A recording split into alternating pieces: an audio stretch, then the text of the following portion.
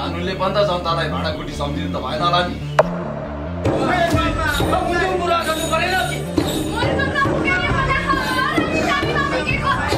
ए sorry है बस्यो रुखैमा साथ दिउँला सधैँ दुखैमा।